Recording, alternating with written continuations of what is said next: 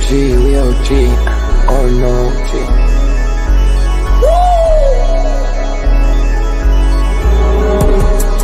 You're not bullish enough, yeah. Oh no, you're not bullish enough. You ain't got D or no. I get stoned by the bolo. Bitcoin set to overload, yeah. Experts on reload, yeah. You're not bullish enough, yeah. Oh no, you're not bullish enough. You ain't got D or no. I get stoned by the bolo. Bitcoin set to overload. Experts on reload. Mempool getting hot. Everybody wanna rock, ayy. Runes is coming, everybody on a knot, ayy. It's a nuisance, Ordinal Revolution, ayy. Ordinal Revolution. Yo, it's my guy for real, bro. Run stuff. Got friends right now. Yo, BRC 420, bro. Yeah. Yo, that shit on fire, bro. Imagine if he in here. Yeah, lock it in the seal. Murder. I got balls of steel. Nuki on the field. Yeah, this shit for real. With no calls, I get so far. Got 100 phone calls that I go hard, and they gon' love me. Smoke weed, huddle back. I get shiesty. Where my Bitcoin looking lovely. All this Satoshi's nothing above me.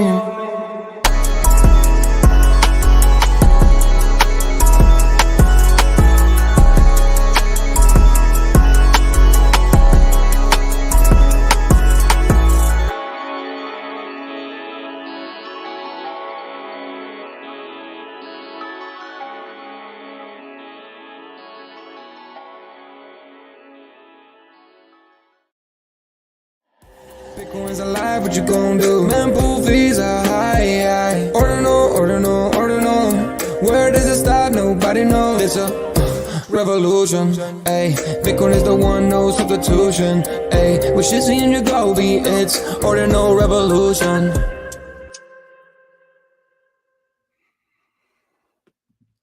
Welcome back to Ordinal Revolution. My name is Shizzy. On this channel, we cover the entire Bitcoin Ordinal ecosystem. What is up, guys? We have an amazing show for you guys today. We're live from the Ordinal Hour, and it's going to be explosive, just like the Bitcoin price, guys. We hit 68,000 again today after the downfall we had yesterday. We had an upward trend to 68, back down to 65, and then we climbed back to 68. 70K is around the corner. You should be excited. You should be ready, guys. You should be ready. The next couple months are going to be absolutely insane, not just for Bitcoin, but for the entire Ordinal ecosystem. That's including Merlin. That's including Stacks. That's including Fractal. Guys, we are about to explode into places that I'm not ready for, right? I'm not. My bags. I need more bags. I need to buy more. I need to get more fiat to get more assets, guys. I'm excited. We have a lot of stuff to talk about in the news today. So let's get the show started and bring my partner here. As always, Mr. Yagobi. What's up, buddy? What's going on, man? Bro, I'm hype, bro. I'm hype. You hype? You should be. You should be hype. Yes, I'm definitely hype. But cautiously optimistic still. A lot of PTSD that I acquired from the past 3 months. But I'm feeling good. But I'm also trying to get really in the zone with my focus, because I think that's really important for what we're about to come into the next couple months. Yeah, man. So, how are you feeling with the price action today? I mean, the smackdown we took yesterday during the show, and then climbing all the way back there overnight. Yeah, it's looking really solid, really, really strong. The bounce back yesterday, I think that was definitely some market maker games type of situation, hit all the stop losses.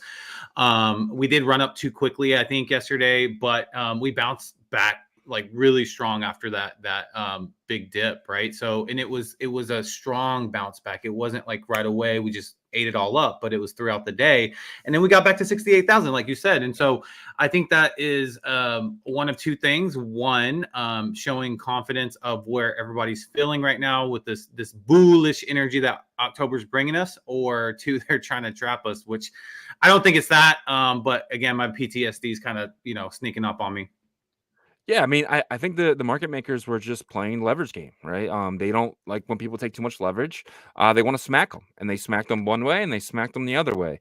And people got leveraged on their long, and then they got leverage on their short, and then the market makers just took both, right? So you got to be very, very careful when you guys are taking leverage, because they stop loss on, And not only that, they'll come after your whole position. So leverage trading is a very, very fun game, but it's very dangerous in the same time. So just make sure you guys are aware of the risks and the rewards. But the market seems to really like to take leverage out of the system. Yeah, it's not necessarily leverage out of the system, but the market makers make money whenever they're able to liquidate, right? That's and there's true. going to be a point to where it's going to be really hard. They're still going to grab local really greedy people that are taking really high leverage that are going to knock down their stop losses or just liquidate them. But there's going to be a point in my opinion in the next 2 months to where it's going to be really hard for them to liquidate longs. Right. So, but they're still going to do the, try to liquidate the 20Xs, the 30Xs, the 40Xs, because if they lose on those, that kind of really hurts them, right? A lot. Yeah. So I think they're going to still shoot for those. But, if you're playing more of a conservative long position, it's going to be really hard for them to get you for the next couple months. Now, during regular times, it's not hard. So don't get stuck in that mentality of, all I do is win, win, win, because that is not the case for leverage. 100%. Let's get into some Bitcoin related news here. So Bitcoin always pumps the most during the U.S. elections. Obviously, Satoshi was smart enough to put the halving on the election cycle, and they kind of go hand in hand. So it's like, do we go up for the election cycle or do we go up for the halving? I mean, we usually pump during the election cycle of October, November, and that's exactly what I think is going to happen again. So if you look here, and I always try to find a good chart. And this is the chart I found for today, where let's go to 2012. This is 5 months, right? So in the 5 months of the election, and this last month being November, you can kind of see upward momentum in the entire election cycle. Same thing in 2016, upward momentum the entire election cycle. 2020, same thing, upward momentum during the election cycle. But in 2024, we haven't got our upward momentum yet, and we're running out of time. What do you think about this chart? I think that yet is the key word there, right? And I think we're starting to see the beginnings of that. And I think it was a kind of balancing back out, like I had mentioned probably 2 weeks ago, 3 weeks ago, of Bitcoin trying to get to where it's supposed to be. Because earlier in the year, we just jumped up way too quick, way too, it wasn't normal behavior for Bitcoin during that period, right? So I think it rebalanced out over the summer, a little bit elongated summer, and now we're starting to see this election cycle pump, right? So it actually could be good because it was a built-up demand, right? Pent-up demand. Yeah. Now we're starting to see it. Hopefully, we'll hit a new all-time high during this Q4.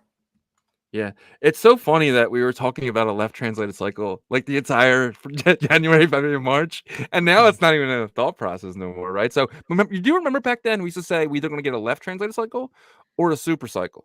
Do you think the super cycle is kind of where we're trending now?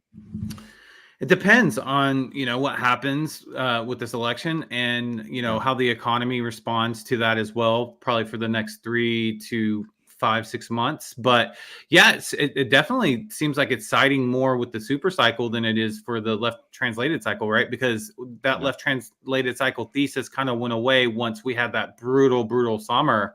Yeah. And we say brutal because we were so bullish early, right? But like, if you think about it, it wasn't too bad. I think the lowest Bitcoin got was like 40. Didn't it get to 49? 48, I think, was the lowest. But yeah, you're right there, right where you said, yeah. So that kind of took that thesis out and threw it out the window, right? So super cycle sounds good to me, though. We can maybe hit your target of 750. So I was thinking about this. 700K is the target, and that puts Bitcoin at roughly $10 trillion overall value, right? Complete every coin together, including the coins that don't exist anymore that are kind of trapped in wallets. But the entire Bitcoin market cap would be 10 trillion, and that's where gold is right now. So that is why I'm saying 700K, because I think gold's gonna be higher, but I think Bitcoin gets to gold's market cap this cycle and then passes it the next cycle. But that's just my opinion, but not financial advice. I'm a crazy person. But what I think is going to happen is I think we're going to get, I think we had our first leg, which was the beginning of this year. We have our leg up and sideways. I think we get another leg up here, and then maybe some sideways going into next summer. And then maybe we get the next leg up after that. So I think we're going to peak out maybe 120 to 140 for this second leg, and then we get to like 300, 400 on the third leg, which could be a year from now, and then we could get that bust which I mean, that's a super cycle, right? That's almost 3 years of upward momentum, 3-4 legs. Yeah, yeah, and some people might say, well, that's going to break the 4-year cycle, and it would, but you have to also remember the difference is the ETF, right? So the ETF really disrupted gold cycles as well before in 2004 when it came out, and so I wouldn't be shocked if that happens with Bitcoin as well. But then we got to look at it and say, this is that 4-year cycle kind of thing is gone. It's more normalized in society. And how do we look at Bitcoin? And there's going to have to be some new strategies for the overall crypto space. I feel like. 100%. All right, let's jump to the next thing here. Tesla moves another 275 million. So earlier yesterday, they moved about 225 million. And then about an hour later, they came out and moved another 275 million. Totaling $500 million in 1 hour. We don't know. It's not a wallet of Coinbase. It's not a wallet of any exchange. What do you think they were doing here? And do you think this is maybe we should get worried? Maybe Elon knows something that we don't. Do you think he's going to sell? What do you think happened here? Initially, whenever I saw the news headlines that he was moving it, I was worried because I think people in the crypto community normally get worried, but it didn't really affect the Bitcoin price. So to me, I started seeing some responses to this saying, oh, they're getting ready to buy, but maybe they're consolidating, wallets and stuff and putting them I'm not so sure, honestly, what they're trying to position themselves for. But it just would seem that, they're not, for them to sell right before we head into Q4 wouldn't be very smart, right? So maybe it's just them trying to consolidate. Who knows, really, until they come out with a statement. My speculation is that, when you give access to somebody, right, maybe that person leaves the company. Maybe the person with the multi-sig leaves the company, and it's not like you can just revoke access like you can in Web 2. They still have the keys, right? So maybe they took it to another wallet, a different multi-sig, and maybe to get one person out of the multi-sig type of thing. So I think that could be it too, and I think that people have to understand, that part of Bitcoin as well is that you can't revoke access to somebody holding one of the keys of the multi-sig. You'd have to go to another wallet where they don't own any partial keys whatsoever. So I think it's very similar to something maybe that. I don't think Elon's going to sell Bitcoin. If anything, I think he's preparing to buy more. Just because Elon, 4 years ago he bought, why, and then he saw what happened after he bought. If Elon buys here, let's just say Elon buys on the 500 million. Do you think Bitcoin just that's the spark that ignites this whole flame? I think it's going to happen regardless, like the leg up in Q4. But yeah, it definitely would kick it off, especially if people notice it and start talking about it, right? I think you have a good theory though about maybe someone that was in charge of it, and they just, that's a lot of monetary value, right? So you want to make sure that's secured, and so that could be definitely an explanation there. I'm sure there's some people already questioning them, so that will probably be a question next time he does an interview with any type of economic media or anything like that, right? Yeah. So I love Ichitoshi's comment. He says maybe Elon's getting into ordinals and he's just splitting his UTXOs. LOL. Yeah, tons of UTXOs. He's probably the number one holder of everything. Yeah, that would be funny. He holds some node monkeys and stuff, but that's one thing that we're going to see a lot. I think we're going to see a lot of, especially when Tesla is, custodying their own crypto. MicroStrategy does not. BlackRock does not. ETFs do not. Metaplanet, they don't even custody their own crypto, right? So for Tesla to, custody their own crypto, you're probably going to see a lot of this type of stuff from people who actually hold their own crypto, because there's always moving parts in a company. There's always people to come, people to go, but you always want to make sure the keys are being held by the most trusted people in that company. So I'll just leave it at that. This is something that is kind of alarmed both of us. Italy to raise capital gains tax on cryptocurrencies like Bitcoin from 26 to 42%.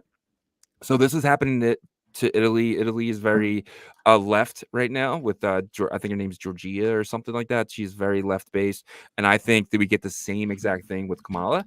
And this is why we're pushing it. This is why people are saying you guys are stupid for trusting Trump. He's going to dictate. I don't give a crap about that.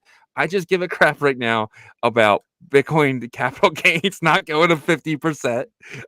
I care about the right people writing the right regulation, right? And Yeah. that's what worries about having a left system in place. I'm surprised Biden hasn't done yeah. this already. Well, I was actually going to tell you that, like, because right off the bat, I was like, no, she's not. She's not liberal. She's actually right wing. She's Is she? conservative. Yeah, she's conservative based. Because I was That's like, weird then. I remember hearing about that, and so when you said Yeah. that caught my attention. Yeah, it is weird.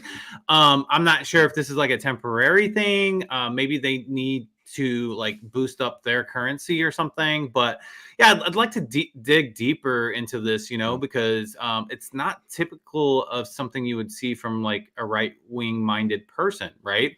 So yeah, it's interesting. Definitely dig a little bit Her deeper to views see are if. very left, though, ain't they? No, I mean, I'm reading directly off of her Wikipedia. It Yeah. says a member of the Chamber of Deputies since 2006. She has led the right wing Brothers of Italy Okay. political party since 2014. Like, I remember hearing about her whenever she became Gotcha. in that position. So I looked It's it just up real weird quick. for the right to raise taxes, period. It doesn't happen over here, right? They're always kind of cuts Yeah, out. I mean, maybe So, there's an initiative or something. Maybe there's a need yeah. in Italy right now. I don't know. We're really gonna have to just do some more research on that, right, before we speak on Right. it. But either way, F her and F Italy. That's bullshit. But like that just triggers me. If that ever happens here, I'm going to be an El Salvador citizen, where there's zero tax on Bitcoin gains. So, Yeah. but moving along, Binance hit 17.5 billion in 24-hour trading volume yesterday. This is the most in over 2 years for one day. Pretty insane. Is this the beginning for them? Is this only it's only one day? Yeah. If you look at the trading volume of our ecosystem last year, I believe it increased dramatically the second half. Yeah. Well, yeah, it started to increase the second half of October and then dramatically in November and December. So I feel like that's what's happening right now, right? Now, Yeah. it should be higher than it was last year. That we're gonna find out, because like ordinals were pretty hot last year, right? And BRC20s too. So we should do more than we did last year in terms of volume, but at the same time, we'll see if it's cooled off, for this Q4. Bitcoin, we know is going to do more. So it's going to be interesting to see the numbers and volume. But yeah, I think this is an indicator that, people are ready for that meme super cycle that Murad has been talking about. Right. And yeah, we'll see. All right, jumping here. This is JP Morgan, which is weird to hear them coming out saying this, but says the combined hash rate of the US listed Bitcoin miners it tracks hit a record 29% of global network hash rate. So the United States has 20% of all the Bitcoin hash rate, which in a way is a little scary. I don't want the US to get the 50 or anywhere near that, just because I want it to be more decentralized, especially when, we don't know where we're headed. There's a lot of uncertainty with the election, and I don't want potentially BlackRock to come in and buy a lot of the hash rate or buy a lot of stock from the companies that have a lot of the hash rate. Anywhere from near 50 is terrible, but anyway, JP Morgan is saying this, right? This is anti-Bitcoin JP Morgan.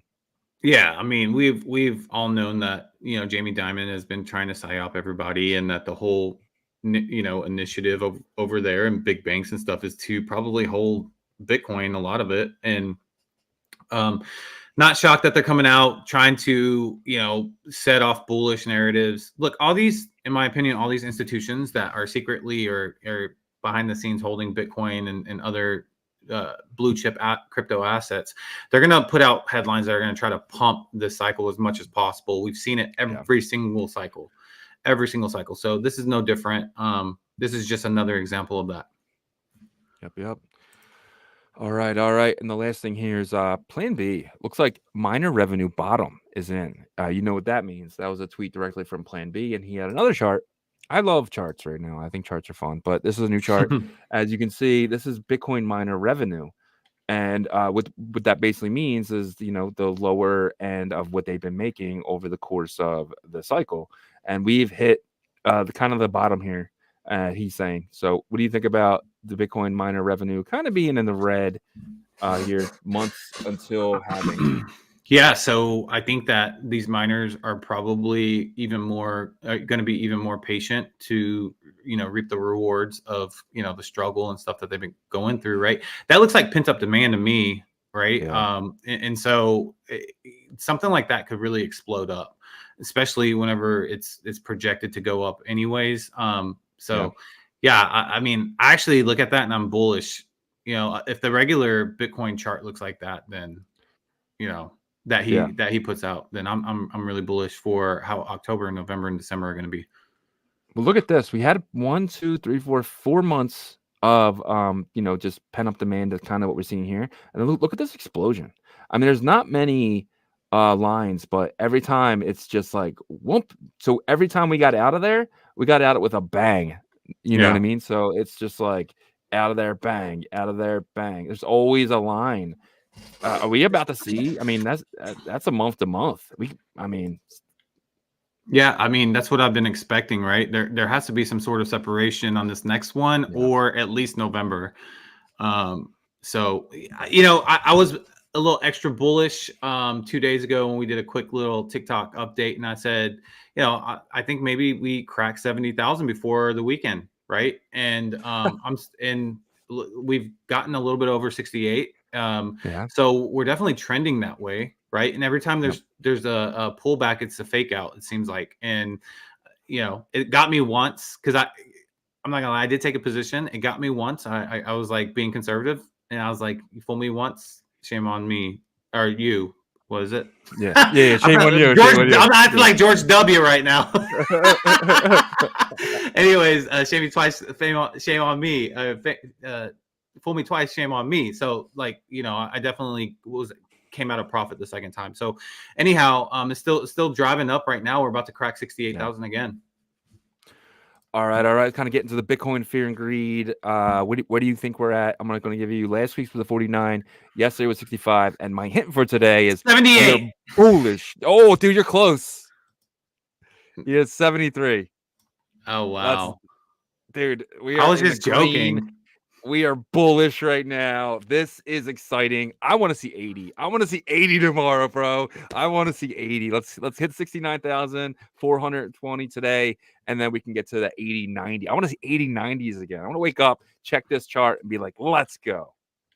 Yeah, I'm ready for it. I actually threw 78 out there as a joke because I felt like, you know what, I'm just gonna overestimate by a lot. You overestimated by a little. Yeah. All right.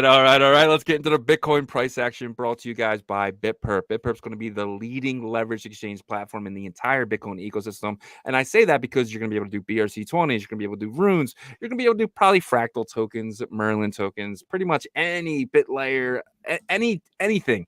Anywhere you're going to be able to take leverage on that using BitPerp. Leverage is very dangerous, but it can be very profitable if you're smart and if you are a chartist. Disciplined. Not like me, disciplined and all that stuff. So BitPerp, look out for BitPerp, bitperp.io. So a week from today, it'll be live, right? You'll be able to paper trade.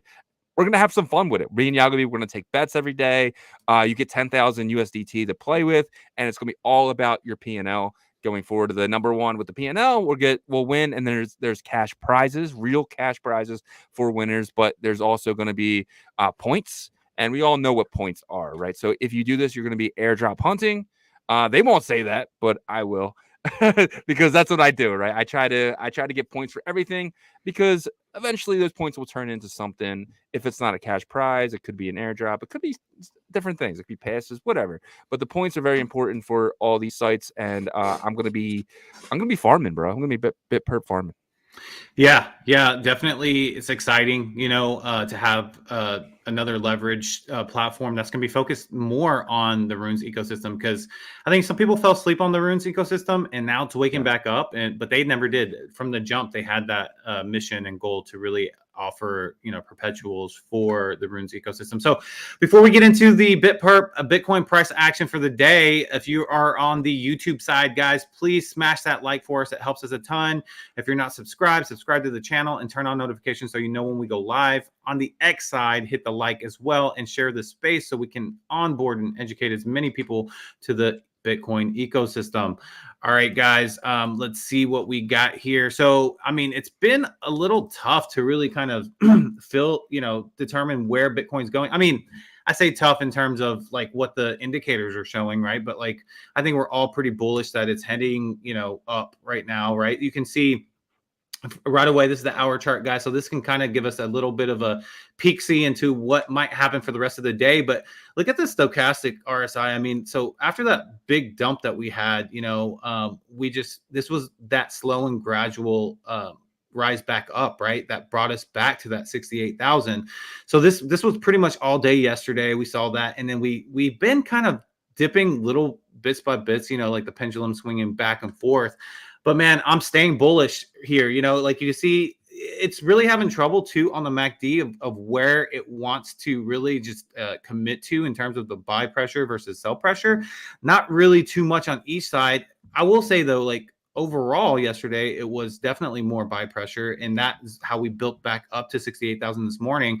But right now, it's really kind of undecided. I think the price is going to probably range between 67.5 to 68.4, 3, something like that, probably for the rest of the day. So I do expect this bullish momentum to continue. Like I said, I'm going to stick with my guns. I think 70 before Friday. Now, I'm probably wrong on that, and I'm probably a little too optimistic, but I'm just staying with that positive energy. I think we got out of the doom and gloom of October, and we are in this Uptober. So second half of the day, I would say probably, maybe range back down a little bit more, 67.5, but, ranging back between 67.5 and 68.3 is kind of the range. So nothing dramatic. I don't think. I hope I'm wrong, because if the dramatic happens, I think it's going to happen to the upside. But let's take a look at the 8-hour chart, which this is continually looking beautiful. I mean, the 8-hour chart gives us like a 7-day kind of peak see as well. You can see the MACD is looking even stronger, man. Another green candle here. So the buy pressure on the week chart, like if you look at like the forecast about 7 to 10 days out, it's looking good. So for me, this is another reason why I feel like we are going to hit that 70,000 by Friday. We have been in the overbought for some time now, looking like about 4 days, right? So you see uptrend, barely any pullback, with another long uptrend pull here. But hey, like I said before, we're going to get into a point where it's going to only be uptrend with minimal pullback. Kind of opposite of what the past 3 months were, right? Like those sell downs the past 3 months were brutal. Then we barely could breathe with a little bit of pop back up. So I feel like that's where we are right now. So I'm staying bullish with Bitcoin's price action hitting 70 before Friday. Don't follow that prediction though, because I'm probably wrong. That's just how I'm feeling right now. Hold on, I'm taking a long real quick. No, I'm just kidding. But I've got me bullish, bro. I'm ready. Let's go, guys. We can hit 70 by end of the week. We can hit 70 by. Just say that out loud. It feels good. To say. But yeah, man, it's kind of getting to the roll call here. We do have a special guest maybe joining us. We'll find out. But we'll let you guys know. Jump into the roll call. Let's see. First is first on the show. We all know what that means. And it's Mr. Hanky, the Christmas poo. He loves me and I love you. Shout out to Mr. Hanky. Followed by Yasher. Oh, wow. He's Goose now. We got my man Yasher in here. Hello, guys. We are receiving the reward of our patience. Let's go. Yasher, man. Words of wisdom right there. Chief Axel, Token Jokin, Level Up Tech. Webdro is here. OnePlus at is here with the BitPerp. Jules Talbot is here. Shout out to Jules. Danny, it's our guy, man. Shout out to Danny D Blocks, one of our mods. Mempool Punk is here. Ordinals Chips. And where's Ordinal Heat? Oh, there he is. Ordinal Sweets, Yagobi and Renaissance. Shout out to Ordinal Sweets and Ordinal Chips, the brothers of destruction. Almost done 71. That's my guy right there. Green Man, what's up, buddy? And then we have Tim Baker, AOD Art with the BitPerp. Tim wants a win a pass. I Walk Alone is here. The same thing. Then we have DeFi Dabbler is here. Shout out to you, man. I love your PFP. That's a really cool one. Dream Baked is here. Rick G, Long Live BRC 20, Tap Cat 20. Your list gets bigger and bigger, but he adds an Ordinal Revolution to the end of that. Zesky, Zeesh is here. I don't know why I called you Zesky, but hey, from the mountain. Shout out to you, my friend. Joko is here. Steamy J, and Nagi. PZ is here. Nighthawk, he says, GM, reruns are great, but live is better. Yes, live is always better. Amir Daywood is here. TKO. Itza Toshi. Choda is here. Amir Khan. Shout out to you, my friend. Akala, Sixes, Ant-Man. Fortnite Flicks is in the building. And then we have Click Bang is here. I love that name. Martina, shout out to you. Thank you so much for joining us today. And Scarlett Kim, let's go. Honeyland Packy, a lot of new people is here, man. That is amazing. Seek Eternal is here. Crypto Khalifa is here. Shout out to you, my friend. Thank you so much for being here. I think you were here all week. Space Monkeys, Howard Fitness. First time I've seen you. Thank you so much for coming in. Pelpa is here. Ant-Man, Moon Yacht Club. Titus, our guy. He says Coda. It seems like the Node Monkeys are really pushing this Coda, man. Apparently, it's one of the founders of Ordinals. I'll say it. It's his dog, but yeah. Dude, I didn't know if that was gonna go because Node Monk sometimes when they have derivatives, they don't really run like Puppet's derivatives. Yeah. But it's been doing pretty decent so far. Yeah, I picked up a tiny bit. Neo Meester is here. CJ is here. CJHK with the BitPerp. And then No with the last second entry. Shout out to you, No, and your Nuki. But yeah, that is the roll call today. Waiting for any last nope. All right, guys. That is your roll call today. That means so much to us, guys, when you guys hop in every single day and join us. Appreciate it. Like my man Nighthawk said, reruns are good, but live is better. And when you can make roll call, you're a winner. 100%. 100%. Sorry, I'm trying to get these names down. So, guys, I see a lot of you guys participating in the BitPerp VIP Pass giveaway. Make sure you guys are following BitPerp on X. Can you put their profile link in the chat so they can follow them? And then, so keep putting your if you haven't already, put your entry in by chatting BitPerp in the chat. But if you've already done it, don't do it again. Because I am being very thorough on this and making sure that everybody's added. And when you do it multiple times, it kind of annoys me because then I see and I have to go check my list. But if you could kindly not put multiple entries in, that would be great. All right. So big news from Or.io. The claims are circulating that a Coinbase insider has leaked that they are performing internal security audit and regulatory compliance assessment for the Runes protocol. How big is this? If Coinbase lists before Binance, does that ever happen? Yeah, it does, because sometimes they have different, tokens that they're both eyeing, right? And so I think, I don't know how much like validity this has to it.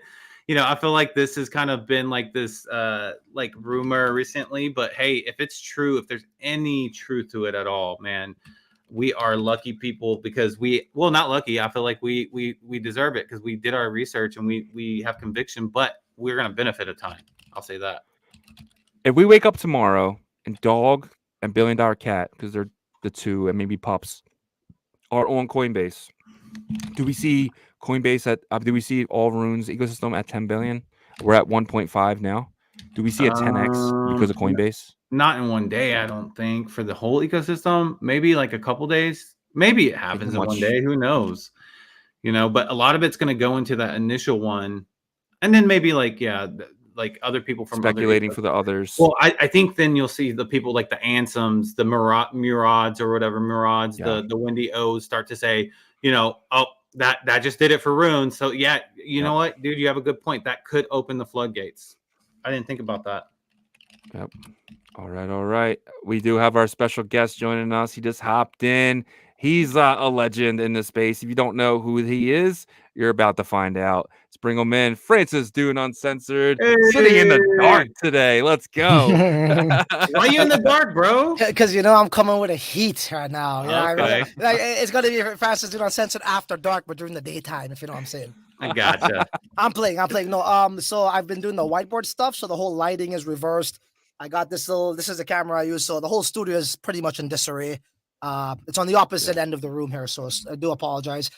I put the light on there, but not too sure if it's making any difference here. But nonetheless, as long as you can hear me. Yeah, it's. Is it that bad though? Is it really bad? No. It is dark, but it's yeah. different. Sorry. I didn't do this on purpose. Don't worry. I wasn't trying to make you do anything. So- Literally, lighting is there. Yeah, go ahead. Let's get right into it. You've been lacking sleep, and you've been putting out these like schooling for people who just don't get it and don't understand, like myself, because I've never used anything like Sats Pump, like Pump Fun or Sats Pump Fun, and I've been learning a lot, and you've been really killing it with you. I mean, you're very professional. You didn't yell. You didn't. What's up, dude? What's going on? What happened to you? Yeah, I mean, like probably people see me yelling a lot because this whole year has been really frustrating for me on a personal preference level, I guess. But other than that, there's another side to me that is if I think something is of value, I want to make sure people get the right message across. So having a whiteboard, definitely that format is a great way to see visuals, color coding, highlights, and for me at least, I learn best from whiteboards, you know what I mean, or blackboards with these drawings and such. So I just figured I would switch up the content. I had the whiteboard in the storage room here for probably about 3 years. I was like, perfect time to bring it out. So yeah, we've been kind of bringing that style to the table here, and people have been loving it. Especially, I feel as though the degens or the people who are into memes or in the Bitcoin ecosystem, maybe not all of them are familiar with a pump fund model. So that that type of style definitely would make a lot of sense to them. And we've been getting a lot of people saying this, like, oh my God, don't stop the whiteboard. They know nothing about pump fund. Now I get it. It's such a cool platform you're building. And that's the message we wanted to get across, and I truly believe what I say. And I think a lot of people would agree as well, where it's not just doing this because it's a proven business model across all networks. It's the perfect market fit here because I think we all could agree 99% of tokens on Bitcoin are memes. Okay. So now it's relevant. And then also now you solve the problem with the liquidity pools as well. And you go directly in a liquidity pool, right? And also I feel as though, look, I don't know, maybe this is just my take, but these airdrops where you get it, you're going to get large sums of, pretty much. I feel like these memes that go live, and I know they're fully diluted, but then again, they are always fully diluted across all networks, but they're super high caps, right? When you get an airdrop of 21 million. So I feel like that's the problem where us in the Bitcoin ecosystem, we want to stand out as memes. And, look, I'll give credit where credit is due. Leonidas, he's doing his job, with Dog and trying to get it up there, and that's fine. He is doing his part, he's staying committed. But I bring that up is because even the most influential person in the space can't even get on a tier 1, can't even get it to go significantly high. So I feel like we're gonna try a different approach, and this is the approach where all of these successful meme coins originate from. Low market cap, fairly done, no allocation, etc. And I could get into the airdrop details too, because you might say, well, aren't you doing an airdrop? And I can explain that to clear up the air. But we're doing it different. Yeah, because you kind of, I mean, since we're here, you might as well get into it. What is PsyOpCat and what is going on with it? Yeah, I do love the name, though. I do love the name. Yeah, so PsyOpCat, OpCat enabled, PsyOpCat, right? So we kind of like, that's the twist there. So essentially, as you know, BRC20 token holders never received an airdrop. Bitmappers, in a mass airdrop that was dedicated to those camps, right? Same is true for Bitmappers. They never really got it. And I feel those are the hardcores of hardcores. Bitmappers, BRC cats, already sats. They should get something. So I did it just for that. That was the initiative. So with that being said, since we have liquidity pools here, right, 100% of the supply is 1 billion. What I'm going to do is it's going to be the first token PsyOpCat to launch on the platform, and it's the official meme coin of the platform as well, and the mascot of the platform. And what that entails is I will be obviously creating the ticker as I showed in the video. PsyOpCat, the supply is hard-coded 1 billion. From there now, the creator of this, right, since it's in degen mode, I must buy 80% of it to airdrop. See what I'm saying? I have to, right? That's interesting. How am I going to buy? How am I going to airdrop it? So I will buy it right there. So in degen mode, and I don't want to go off a topic, but in degen mode, right, this is what the people voted for. It allows the creator of this token to buy as much as they want, right? And we're doing a Bitcoin mode as well a couple weeks after. But to stay on topic here, so I will have to now purchase 80% of these tokens. So that's going to kick in automatically the bonding curve that then gets migrated, pretty soon to .swap. When I say pretty soon, maybe a minute or less, something like that. And then that's where the trading starts. Then we issue these tokens to our camps, right? BRC20 camps. Now, another challenging part of this is, it's not challenging, it's just different. I shouldn't say challenging, I digress. It's, if you guys notice, with the CAT20 tokens, there's only 600 limited in the block, right? You could send. right? I don't know if you guys noticed this. So that being said, obviously Fractal is not active right now. There's not much to do right now. So SatVB is low. Now, I could imagine or wonder that when it comes to the airdrop, we probably won't be every single transaction of 600 in there, maybe 350, 400. So that process will obviously take maybe a day, 2 days, or however long that takes, right? Because it's about, well, it's probably more now, over 150,000 wallets. Now, what I'm getting to is my point here. Now, obviously, we're doing it to 150,000 wallets or more, right? The airdrop, cool. And our market cap is roughly, it's hard to say for sure exactly what, but I'm guesstimating 60 to about 75,000 market cap. Okay, do the math, right? So the airdrop, it's going to be great, you get it. But only if we succeed, you're going to get your gains, right? Because why? Again, I got to go back to dog, right? You think it's fair, and it is fair to a certain degree, but it created VCs. Who was the VCs? The people who got the airdrop. They got $4,000 worth, right? They got $4,000. Imagine buying $4,000 worth of a new meme coin that launches at 69K. You can't do it, right? So now you got this sort of like movement of like, you can't budge, bro. You're like an elephant stuck in the mud, right? Seriously. So that's the problem over there. And also the marketplace structure. So as we start to grow, obviously low cap coins could pump, easier, right? They go. Then people get rewarded. That's how we're doing it. And that's the right way to do it. And also it attracts people who might be into this. My God, what's this new shit about PSYOP cat? Oh, what the hell? Oh, cool. Oh, 70,000 market cap, 100. Oh, I want in. When they look at something at 300 million, it's kind of high already, right? So that's the approach we're taking here. We're doing it a little bit different. And we're psyoping you guys into reverse psychology back to the real way. This is how it's done. So and that's the procedure. That's super low. I mean, Glizzy's at 1.1. I think the Moon Cats is at 1 something. So, I mean, we're talking a 10x potentially off the bat. Not saying it will, but I'm not saying it's not either, which is pretty crazy. Yeah. No, look, again, another thing is this, right?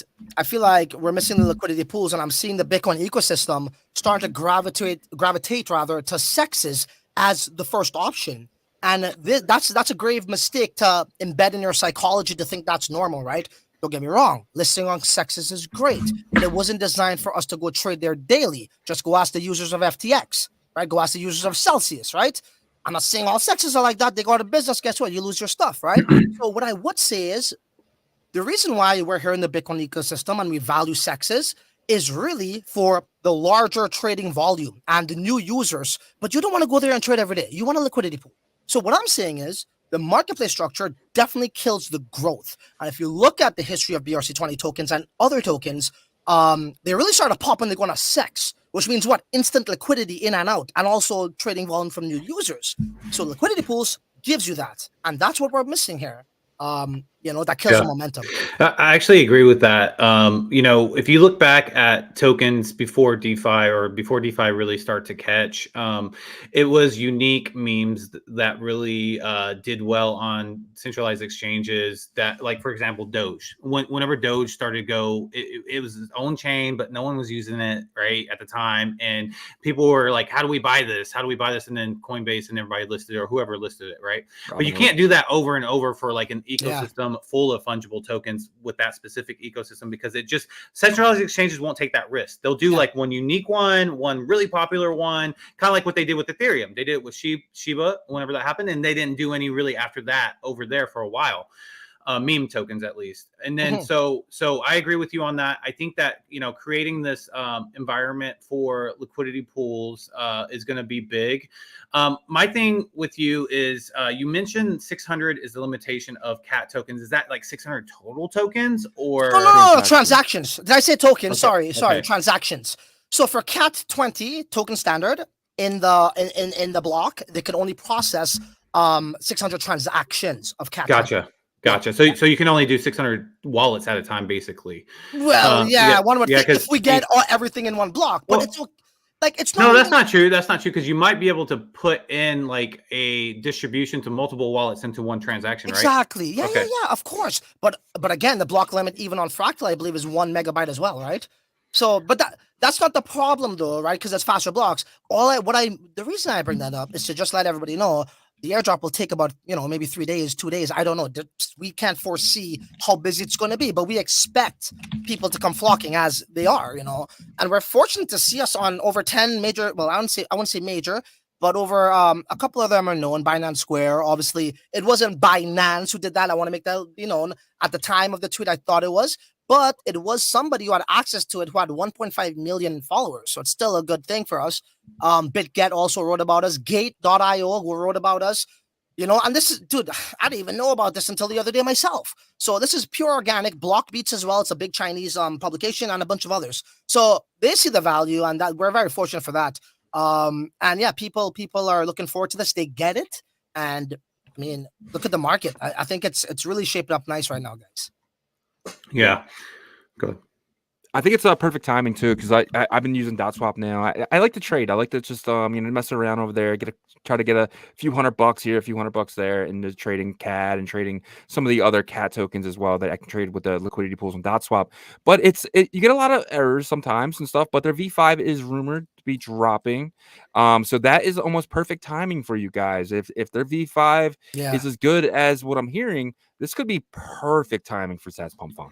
Listen, right? I think when we think about Bitcoin, right, we expect it to do that. Mainly not you guys, but I think the vast majority of the public, they think, well, hey, let's have a liquidity pool here because we could do it here. It's not that easy, right, to do this thing. So we thought Fractal, with the environment changes of faster blocks, programmability, all these things will make it easier, which it did. But at the end of the day, UTXO networks they operate far different from these account-based, networks like Ethereum and Solana. It's more complex and harder.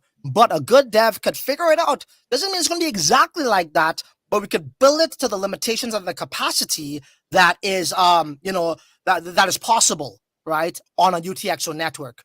Again, I can explain it once again. So when you look at your Unisat wallet, you might have half a Bitcoin in there, but in reality, that half a Bitcoin's not in there. It's spread out across the entire network. But the network knows it belongs to your private keys. So when you issue tokens as a UTXO base, it's like finding all these things and giving it out, and like it's so much different to account-based networks. So the average user retailer would not understand this, and they probably won't appreciate the hard work and effort that's required on UTXO networks. And in all fairness, I was unaware of this myself before I got into this project, and I've been a guy who's involved in the space from day one. So I'm learning a lot too, and I'll do my part to educate people, and I'm sure they would see the same things too. So that's where we're at. We're also the private testnet. We have that starting 48 hours or less, and then over the weekend we'll go out to a larger group of people. So to source test what's it called? Test Fractal Bitcoin, TFB. That is you could get like a little bit in the faucet. So we're trying to reach out to the Fractal team to give us some. And to people who are interested, we'll send that over to them as well. So it'll be on Fractal Testnet, and I could give you guys access too for the first round by tomorrow night, I'm hoping. And then awesome. And then the weekend, and then after that we see what's up. Obviously, I'm expecting maybe some minor stuff here and there, right? That's the whole purpose of a testnet. Or maybe not. Maybe it's perfectly fine. I don't know. But that's the whole point of this phase here. And then from there, we're aiming for the end of the month to go live with our MVP, right? Our MVP, and then it's exactly as advertised, does everything I showed on the whiteboard, just like that. But obviously, we're going to improve on that, kind of like how DotSwap does it and other developers where they roll out in phases, right? It's the best way to do it, because if you come with the final product now, oh my God, bro, it's like you're diving in the deep end of the water, and you're trying to learn how to swim, right? In a sense. So yeah, we're being very careful. Exactly. We got a comment here from HJS says, I guess Sat Pump Fund is the last shot to revive Fractal. If not, it is dead. So I think that people, a lot of times that make these kind of comments, I'm not sure if you guys have experienced previous bull runs before, because let me tell you something. If you think that like Unisat and their backers and Binance doesn't have the dev capacity or dev knowledge or capability to whip something up that is workable within a week's time, if they're pressed, then you haven't experienced previous bull runs. Because I'm telling you right now, a lot of times what they're waiting for is whenever things get are starting to get bullish, right? So right in the middle of a bull market, let's say we're right in the middle of December, you're going to start seeing all types of stuff whipped up. People like that are trying to do these layer one off chain indexing type of things with Bitcoin are going to come up left and right, usable too. It really, the bull market pushes people to deliver. And I think that you got to think about that, right? There was no reason 2 weeks ago for Fractal to say, hey, we need to make everything crazy right now. Yeah. Because why? Then the volume's not going to increase. The volume increases once Bitcoin starts to jump up past like knocking on the door of 6 figures. I don't know, Francis, am I right on that? No, you make a lot of sense there, but I feel what a lot of people, and like, you know what, I could see where the viewer is coming from, you know, I totally get it. Let's be honest here. He is partially correct, but your point is a bigger point. But I'll say this. I think what people are making a mistake here is they're comparing a network with a token standard, right? So I think the comparison was Fractal, Bitcoin, and Runes. It's two completely different things, right? A network takes time because a network is not a token. Sure, they got the native token there, but for that to flourish, the ecosystem needs to grow. You need people to come to build apps and to do their things and give users a reason to want to be there. And right now, there isn't a real reason to want to be on Fractal Bitcoin because there's not much to do, right? And this is normal when rolling out new networks and new blockchains, right? So I think that's the big point there that people are missing. But don't you think that like if like let's say Bitcoin got to 85,000 in 3 days from now, that like Unisat and their team would be in the lab like pushing and being like, okay, let's what you know what I'm saying? I don't think so though. I think they would because in my opinion they would be like we got to have stuff ready because liquidity is flowing.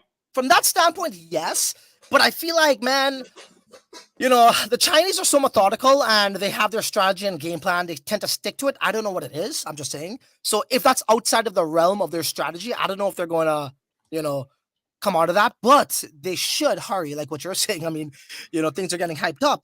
And I would just say this, like, look, my goal isn't to make Fractal Bitcoin great or pump the token or none of that stuff. But I will attest to this much. If you look at Suisse, Ghost Town, they come out with a pump fund. Wow. People are, go check it out. Just put in Suisse in Twitter. Everybody's talking about it, bro. All of these memes going there and on their pump fund model. Look at Tron. When last you heard about Tron before this here? It was like 2018, 2019. Tron was dead chain.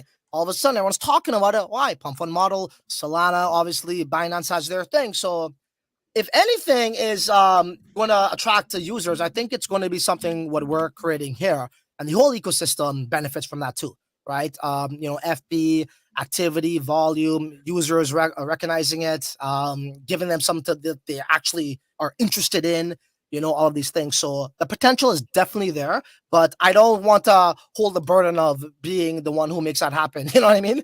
But let's just say, I don't know, let's try to undersell, over deliver kind of thing. We'll see.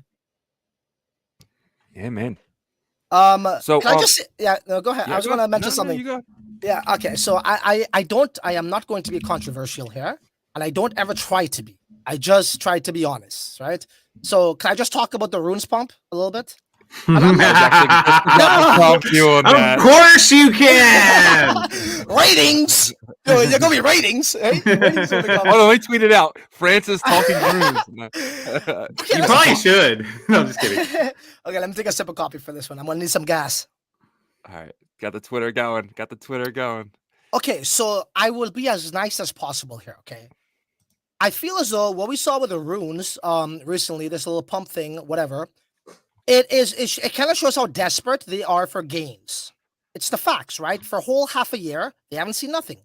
Could we agree to that or no? Is that or I think that there's definitely pent up demand. Yeah. Right. So for 6 months we've seen nothing, and then all of a sudden, Runes give it. Okay, yeah, it had a pump. Newly tokens were doing next level shit, 30, 40x. All the power to that, right? But what was the reason behind that, guys? Is it because Runes was special and everybody's like, oh, I love Runes, so let me buy it up? If you look at all the networks, Solana, Ethereum, BNB, Base, Taunt, all meme coins are popping off. So I wonder why. What was this cause to pump meme coins? Well, meme coin Jesus, Murad, took a flight to Singapore, went to Token 2049, had a viral video about meme coins, and I feel as though, you know, that obviously caught wind. The market went crazy. People start buying memes on every network. did Solana guys come to fucking runes and buy runes up? No, it's the same people who got into runes on day one start buying the same runes. And when you look at it, it's like you got thrown into a 100 feet ditch and then you got out 50 feet and you want to celebrate gains. So what I'm trying to say is runes had a divine intervention. A miracle took place, and this bridging like a freaking alien floating off in the sky. Memes are going to pump and super cycle. Yeah, kind of like how the native Indians saw aliens back in the day, showed them how to build pyramids. That was him. It was divine intervention. So it wasn't because runes was unique, guys. If you're not going to be honest, that's your problem. I don't care. But that's the reason why, and I'll leave it like this. If he didn't book that flight to Singapore, runes will be where it was before, and that's a fact. So again, it comes down to we could celebrate these little like. Let me see. What's the word I'm looking for? Victories? No, it's like a word. It's like not pompous. Anyways, we could celebrate these sort of fake wins, right? But at the end of the day, guys, it's because of that guy's viral video. It's not by coincidence that all the networks pumped and his video went viral. It's fine. I get it. Look. That's fine. Look, there would always be a market there, but just don't lie to yourself, bro. That's all I'm saying. Because the problem is not fixed, and it's the marketplace structure. As I said in my videos, non-fungible tokens, fungible tokens. Men's washroom, woman's washroom. A man don't go in a woman's washroom. Your arms, your legs. You don't walk on your arms or your hands, right? You walk on your fucking legs. So until we fix that, I think we could get more people coming in to get a network effect. It's going to be extremely difficult to get a network effect on layer 1 without that structure. I don't make up the rules. Yeah. Well, I think in this situation, I think there's not many people that will deny that you were right about a large part of how runes did after it launched, right? And I think that you can also be right and for that, and then also runes can also have success, right? And what I'm seeing is, yes, it was started with that Murad video that went viral 100%, but I feel like that whole Q4 started that way, right? Because we were all expecting a little leg up here and then leading into a good holiday. But one thing so there are some new people that have came in. I've seen Bored Apes put like the Billy glasses on their PFP and stuff. Oh, did they really? Yeah, but it's not a ton. That's cool. I'll admit I like Billy. Oh, listen, I like Billy and I like Pops. I'll say that right now. I like those two. Like those two because it's kind of like a fuck you to the cabal. That's what I see it. That's why I see it. That's why I love them, bro. Yeah. And Pops was originally BRCs, but sorry. But so your argument with flexibility of these fungibles on Bitcoin Layer 1, 100% has validity to it. I think one variable that people aren't talking about enough is what Magic Eden might be doing for Q4, but regardless, I still think that like the Sats Pump Fund is going to be really big for the Bitcoin ecosystem. And for any idiot out there that, I'm going to say idiot because like if you say Fractal is not a part of the Bitcoin ecosystem, I'm going to consider you an idiot because it literally the developers developed the biggest marketplace for fungibles on Bitcoin first. So anyhow, enough of that. I think Sats Pump Fund is going to be big for the entire ecosystem, but also for layer 1 runes. I think if Magic Eden comes out, and I think they're going to put up their own liquidity to get it going because imagine how much. Yeah, then I shut my ass up for good. I'm just saying that's my guess. But the reason why is don't lie. You got some information. You know what I wish I did. No, but the reason why though, if you think about it, they might start with just some of the popular ones, and if they put their own liquidity up, the fees will outweigh what they initially. If they do lose some on some of the ones that might not take off, but if they're just conservative with it, it could really snowball effect, right? So I don't know. We'll see what happens. They're putting hints out in terms of like, oh, we're changing the game for runes. We'll see what happens. Bro, I just hope that they do that and create some kind of liquidity pool. Why would you not want to do that? That's what they should do. And I get it. Their platform was designed with the intent for NFTs, right? So that's how they have it designed in the back end.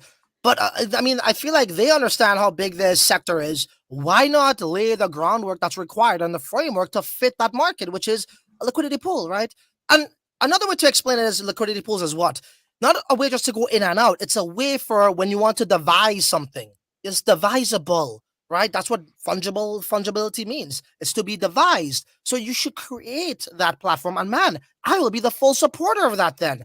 But until then, I can't support something that's half-baked and just being forced upon. I just can't. That's how I see it, man. That's fair. I definitely agree. I'm start this off with I'm very bullish on runes. I think they do get listed on Coinbase or Binance within the next couple months.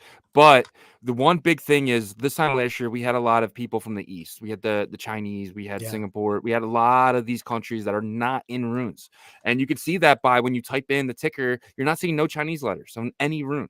Very rarely. But there if you I go, type in right? Glizzy, if I type in Glizzy, it's all Chinese letters, right? So that just tells me that they're very still bullish on. Oh, you mean BRC20s into and X? Fractal.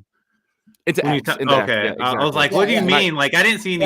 No, I caught on. No, I no. caught on though. Name, Yeah. okay. Yeah. When I type in Glizzy or when I type in Dog Go to the Moon, I don't see any Chinese letters. But if I type in Glizzy, I do.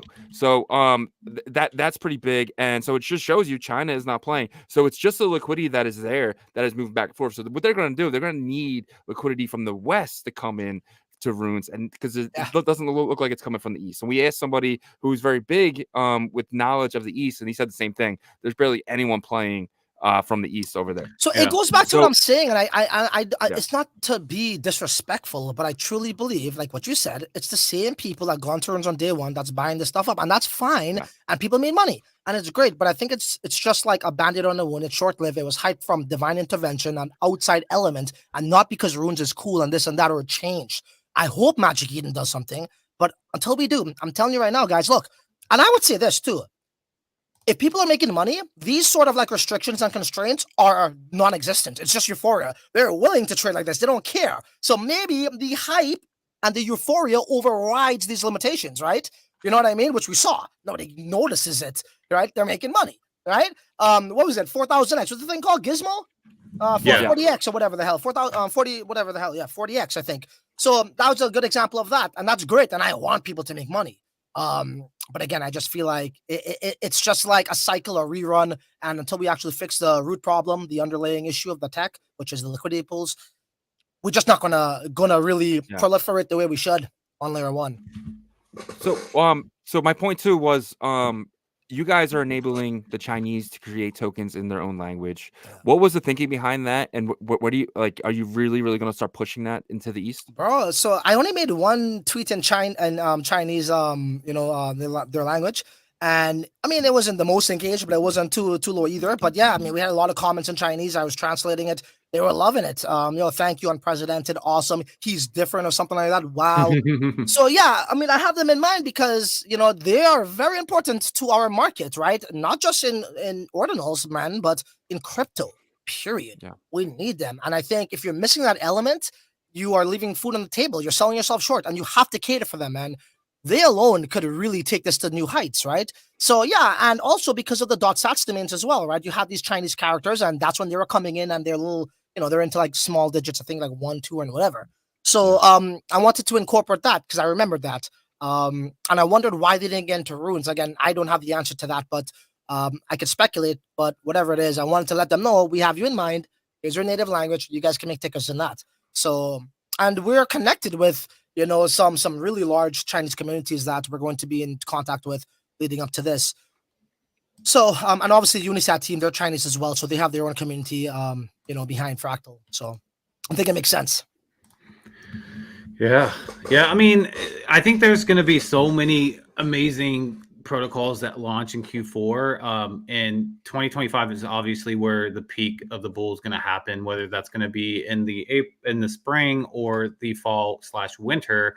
That's yet to be determined. But, right now there's a lot of still like tribalism. I feel like, because people are worried about like, really dividing up the liquidity and stuff. But there will be a point, I promise you guys, where the tribalism kind of fades for a little bit until things get tighter again. And when that happens, you're going to see the most like new protocols and stuff released, and people are liquidity will be passed, be okay, because the previous ecosystem won't be dumped super hard on, but it'll be more like, oh, everybody's enjoying things, and then it'll get back to tribalism probably like at the end. Well, I mean, that's just how the bull runs work, right? So yeah, I'll give you guys a brief history, and I want to repeat the same things, but in 2017, the year I got into crypto, the summer, like literally around the same time I got into crypto, they call that year as the Civil War in Bitcoin, right? And I said this on your show, and I promise I won't try to repeat myself, but if you understand the history, there was a fight for what algorithm or what, so Bitcoin Core is what we use right now. right? There was something called Bitcoin XP and something called Bitcoin Classic that was presented by Andreessen, who was in contact with Satoshi, and he was pushing that. He avoided confrontation though. And these other people who are Bitcoin Core till this day that we use were able to win that. They had a Hong Kong agreement. They met in Hong Kong. And on that agreement, you were supposed to adopt this. Chinese miners wanted Bitcoin XP because it then took away power from the people that were trying to control it. It's the truth, man.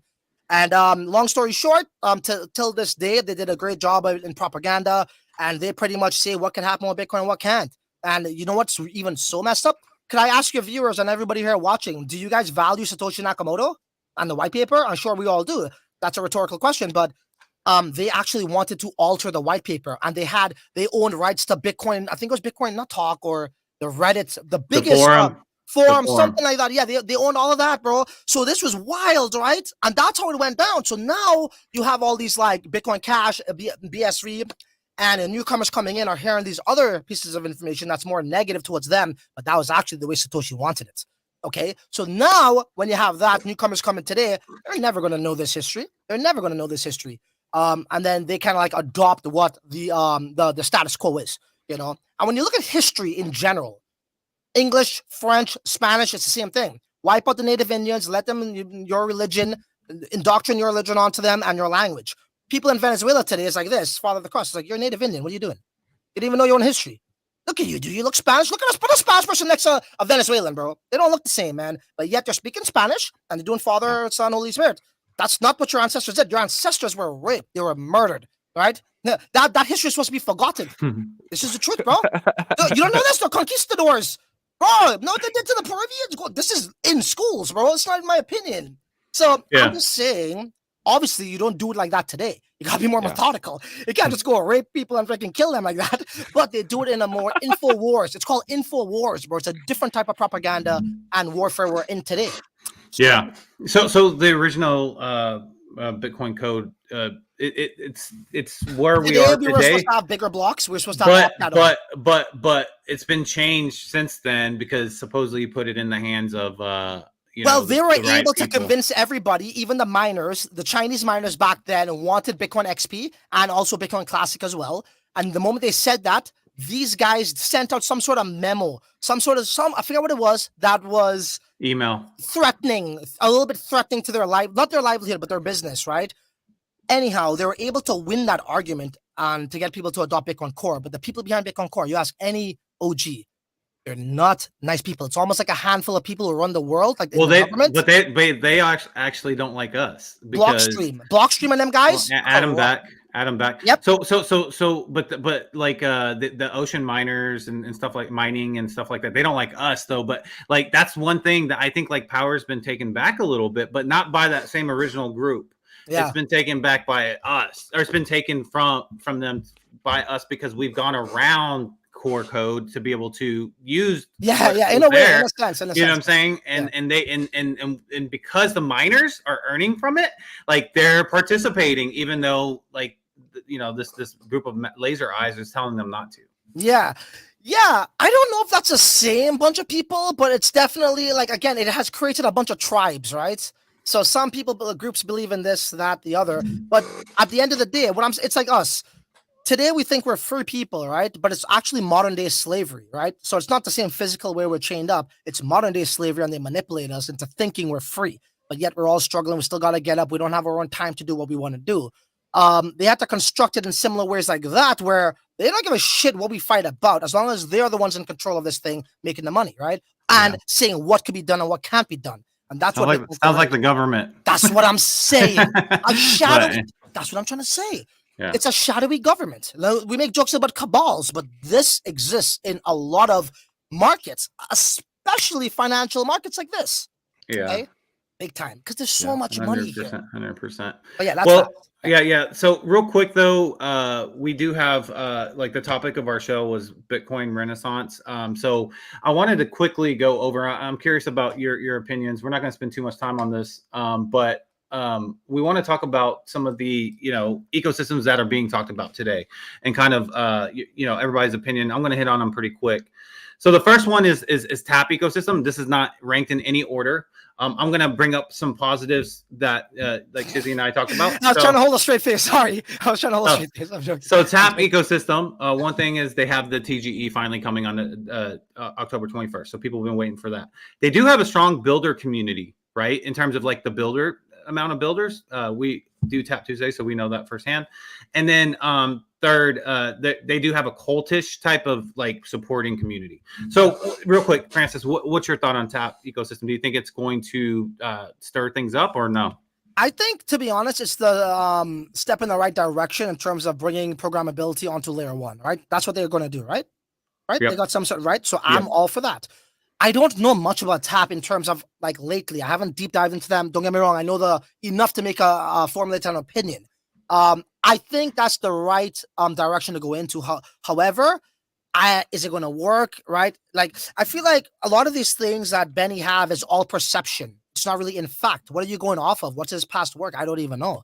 I mean, everyone has all these high hopes. And again, I'm not saying it's not going to work, but I'm looking at all angles here, right? It still remains to be seen. That's all.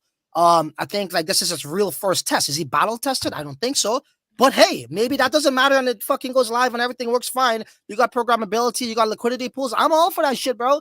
I'll support that all day long. I will actually support Tap if it turns out to be that. Because finally, we're getting away from this dumb marketplace. But again, that remains to be seen. Yeah. So that's my take on Tap. Gotcha. All right. So you just said if Tap gets a swap, you would support them. If Tap gets a swap and they have true programmability and it works, I will support them. Wow. Awesome. All right. I'm not tribal, right? I really am not. Yeah. Yeah. I believe that. Yeah. I do think there's a little extra sauce on the runes thing, but other than that, you know what the runes thing is? It's really the people behind it. I know. Not even the protocol. Yeah. So when people hear me say runes, I just want to set the record straight. It's not the rune. It's the people behind it that's pushing it for a particular reason. That's all. Gotcha. All right, Shizzy, real quick. Tap. Yeah, it's a wait and see moment. The 21st is going to tell me a lot. If they launch with the marketplace and the wallet like they are rumored to have, then it's going to be absolutely huge. If they come out and things are delayed and they just do their TGE, I think that could really stop momentum for them. So I think it really turns out what happens Monday, what is released Monday. And after that, I think I can make a real decision on whether I'm bullish or bearish on it. But right now, I'm just kind of uncertain of what's to come. Gotcha. All right, guys. Next one here is Merlin Chain. So the first positive here is strong innovation. They were the first to bridge Bitcoin layer 1 assets into the synthetic asset type of ecosystem to trade, liquidity pools, all that stuff. Second thing is strong onboarding strategies with Telegram is some plans that they have right now. And then also centralized exchanges. They've done pretty well with OKX and now Kraken, and we'll see what there is for the future. Mm-hmm. And the third thing is they, up until the past couple of days, they've been the #1 Bitcoin layer 2 volume, right? So they've led that consistently in terms of DeFi Llama. Okay, so let's start with you, Francis. Sure. Oh, sorry. I was in the live chat. I'm so sorry. You're good. The question is? Merlin Chain was the next one. I'll go over real quick. So #1, strong innovation. They were first to bridge over Bitcoin layer 1 assets. 2, strong onboarding strategies with Telegram. They're utilizing that now, and centralized exchanges with OKX and Kraken. We saw. And what else they have? And then also they pretty much consistently have the most Bitcoin layer 2 volume as of right now. So what do you think about Merlin? I love Jeff. By the way, I think he's ballsy, he's gutsy, he's a real cool founder. He's not afraid to grab the bulls by the horn. He'll dive deep into the trenches and with controversy. That's what you need. That being said, he's also brave with the whole bridging of those, whatever it was, $1 billion worth of assets. That's freaking ballsy, bro. That alone right there could stop, and we should respect him for it. All these other layer 2s, right? They're talking about this, talking about that. Some of them talking about shit. Look at the graph. I'm like, bro, I want to see when your shit goes live, how your graph looks like. You're not even fucking live, bro. You're not even on that level to even make an opinion on that. So anyways, overall, I loved it. You mentioned the Telegram stuff. Yeah. Very interesting. Obviously, you could build a lot of things through Telegram. I would love to know what he's cooking or how that incorporates with Merlin or whatever. I think Jeff is highly intelligent, and people underestimate his ability to deliver. You know what I mean? And what he's up to next. I want to reach out to him actually now to see what he's doing. But yeah, I think Merlin is in the right hands. And let's just say whatever he had in mind yesterday, he's going to make something happen tomorrow. He's that type of guy. So I think Merlin is something you got to look at the person behind it, not really Merlin chain. You know what I mean? And you That's got fair. Jeff there. Yeah, that's fair. All right, Shizzy. Yeah, I mean, I'll just basically say exactly what Francis said. I don't bet on projects. I bet on founders. Right. That's why I would bet on Francis. I would bet on Jeff, because these guys have just done the the same thing over and over, and that's win. They're very proven. And one thing. I mean, Telegram front end, Merlin back end. I mean, come on. That's a winning combination right there. that's huge. That's huge. For sure. All right. The third one is all the other EVM layer 2s, because obviously there's been a lot of talk and all this stuff, but we haven't seen anything with those EVM Bitcoin layer 2s. Yeah. Francis, real quick, anything that you've heard anything big or anything, or what's your I guess prognosis of those? It's funny you mentioned that, because Charlie who is the co-founder of BitLayer, they're getting a lot of attention. Apparently, people are saying, tech-wise, they got it down pat, Botanics as well. And Charlie made a tweet the other day saying that forget what it was. It was something about, you gotta look at co-founders who got a chip on their shoulders and something to prove. Those are the ones who more times out of 10 ends up making it. And then I commented on saying, Charlie, I saw that with you in Denver. Listen, bro, in Denver, Charlie was he was just there chilling in the crowd, just promoting, hey, I'm doing this thing called BitLayer. Yeah, Francis, come, remember me? Start talking to him. I was like, yeah, sure. He's like, yeah, this thing called BitLayer. The guy didn't have a stand, probably didn't have a team, didn't have $1 invested. Buddy, all of a sudden saw him in Hong Kong. He looked different. He got a team. ABCDE fund is coming in. I think OKEX did. I'm not too sure if they did or not, but Waterdrip maybe invested as well. And then after that, he got more funding. They just finished another round apparently. So now he's king of the hill. So what I mean from that is, I think BitLayer has the perception to do well. Now, in practical, how is that going to work out? I don't know. Right. Yeah. But I think right now, man, I'm all about personally, a little bit off topic about the UTXO network movement, but the EVMs, I just can't comment because there's nothing besides Merlin, right? It's just my perception, Yeah. Exactly. What about you, Shizzy? Yeah, I mean, there's a different crowd there than there is here. That's more the crowd for liquid staking. Those guys, with Babylon and stuff like that. I feel like that's really coming to that crowd. You got things like Yala and things like that. What is going on? There you go. Okay. Things like Yala and stuff like that. I feel like there's a different crowd of people that like liquid staking Bitcoin and absolutely love it. And I think that's the crowd that BitLayer is trying to attract. The DeFi crowd, which I love, and I've been messing around with different protocols, and I'm very excited for the things that Merlin, BitLayer, Bob, CoreDAO are all building, and I'm really excited to see who wins, because there will be a winner and there will be several losers. So, and I think BitLayer and Merlin are probably going to be one of the top two, and maybe CoreDAO and Bob coming in maybe at the end there. Bullsick.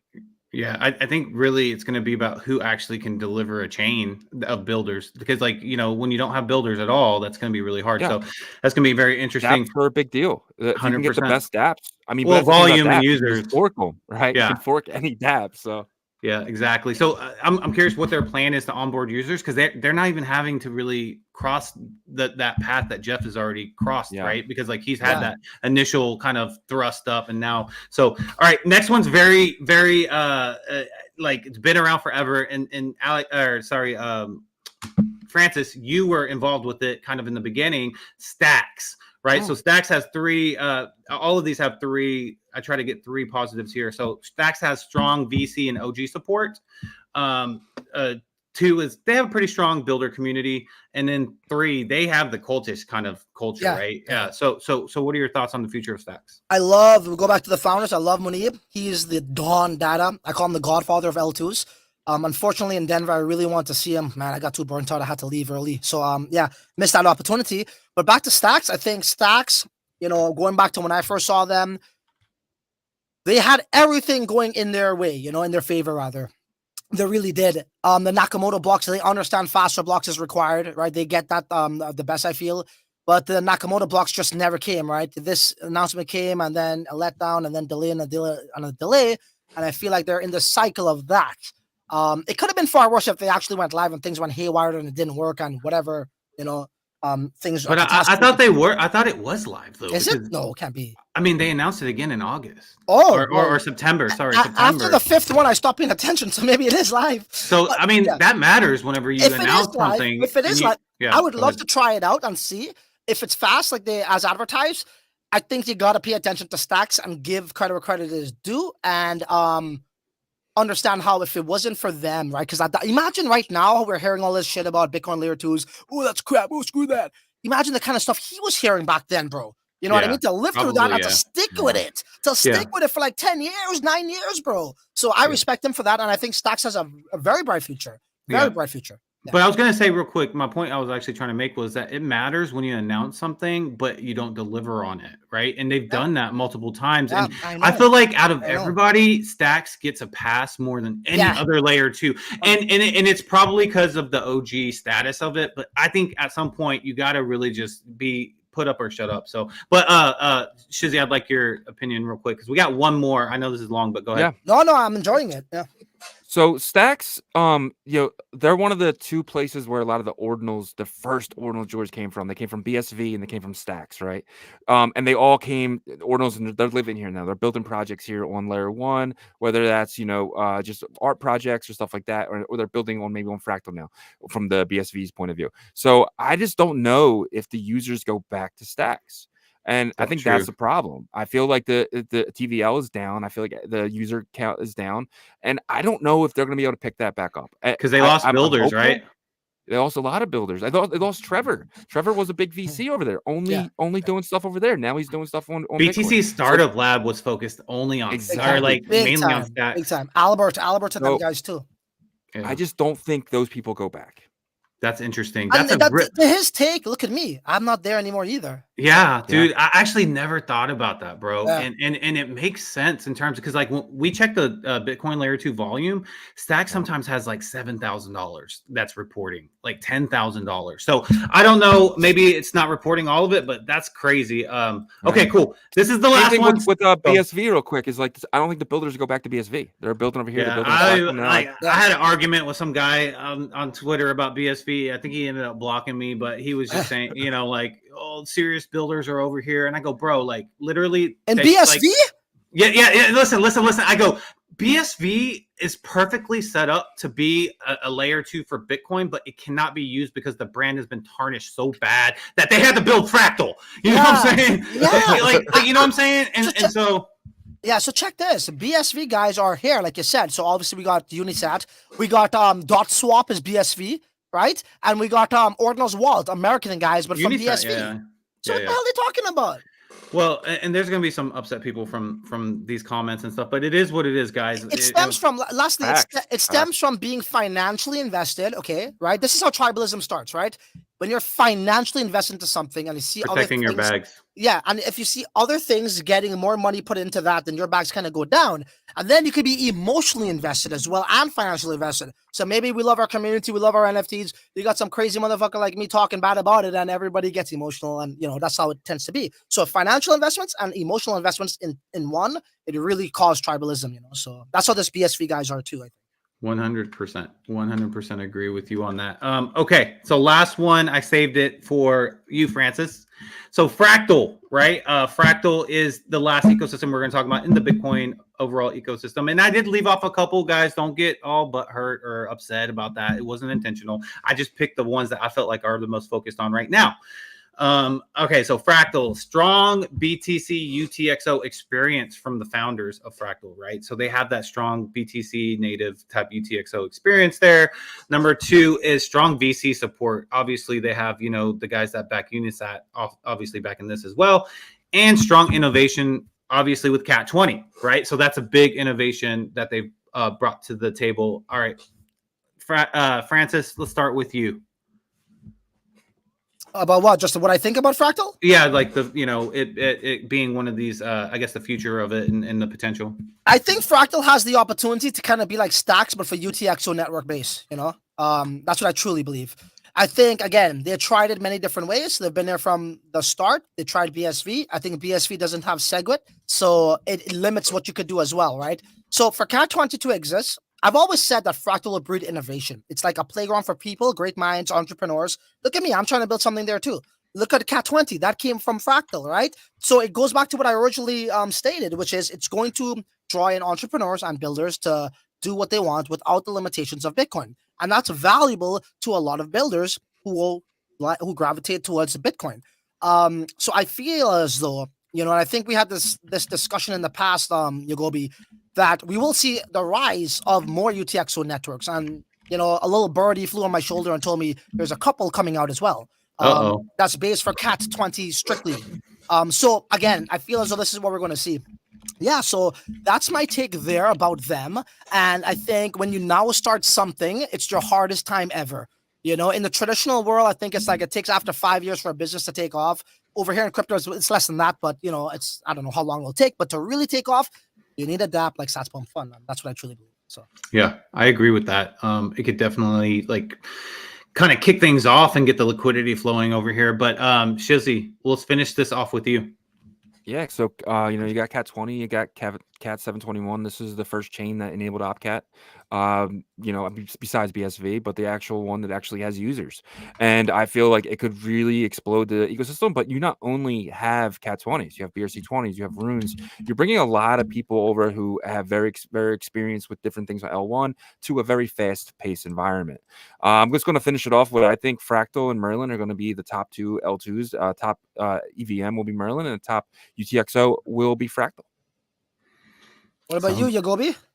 Yeah, I'm the one asking the questions here. No, I'm just kidding. It's not my show. Yeah. So probably everybody guessed, on the EVM side, I do pick Merlin. I feel like they had a big head start. I think their negative of launching too early will actually come and help them in the end, because they've had all that time of the brainstorming of onboarding users and stuff. While now everybody on the EVMs that are launching now are going to be like, how are we going to bridge over Runes? How are we going to do this and that? Yeah. Right. So I think Merlin is the leader on the EVM side. I think there's going to be probably 2, maybe 3 other EVM Bitcoin side chains that end up surviving. The rest will die.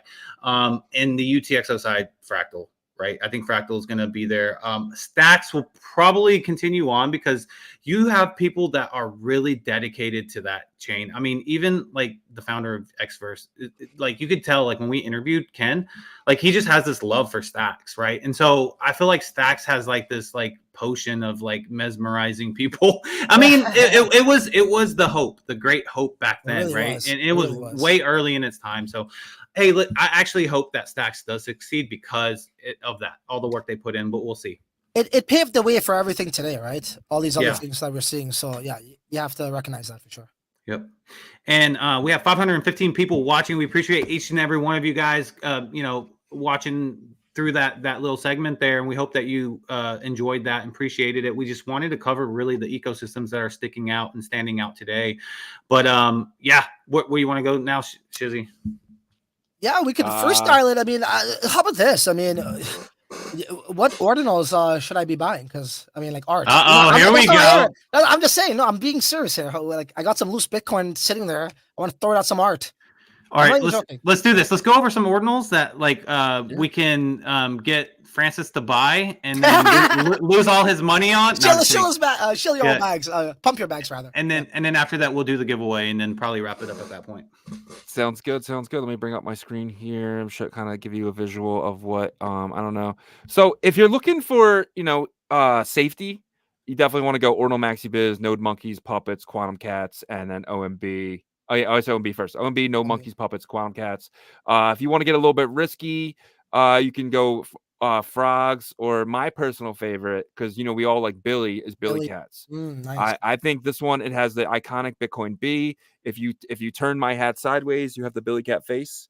You know what I mean? So right. Yeah. So it's you know what I mean? So I don't know. This is one of my personal favorites. By the way, I really dig those viral videos on Twitter of Yagobi doing the dance and all that. the Billy dance or whatever. You got to put the work in, man. You got to put the work in. No, I think Billy is a good entry level type of collection, because right now it's it did pull back some. It is definitely cheaper, and it does show correlation in terms of success once $1 billion cat goes up, right? Because there is a connection there. But I agree with Shizzy. I think those blue chips that he talked about, nice. Node Monks and Puppets are just kind of crazy people.